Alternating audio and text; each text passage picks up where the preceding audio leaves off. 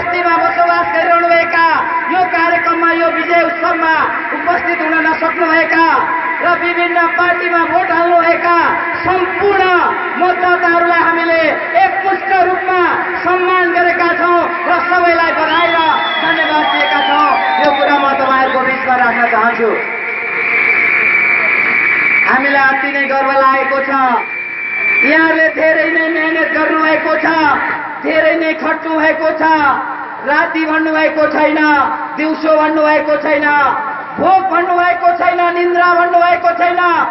त्यति मात्र होइन, विभिन्न खाले आरोह अवरोहहरू खेप्दै मेरो नेतृत्वको यो टिमलाई निर्वाचित गराउनको लागि जुन किसिमले यहाँले भूमिका निर्वाह गर्नुभयो, म तपाईहरुलाई निर्वाचित उम्मेदवारको हिसाबले, निर्वाचित मेयरको यो नगर प्रमुखको हिसाबले यहाँलाई भन्न चाहन्छु, हामीले निर्वाचनको सन्दर्भमा उठाएका सम्पूर्ण कुराहरूलाई क्रमशः हामी पूरा गर्दै जानेछौँ।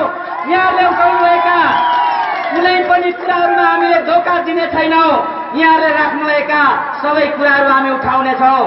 आज मात्र हामीले औपचारिक रूपमा बैठक बसेर 5 वटा निर्णय गरिसकेका छौँ। यो निर्णय सार्वजनिक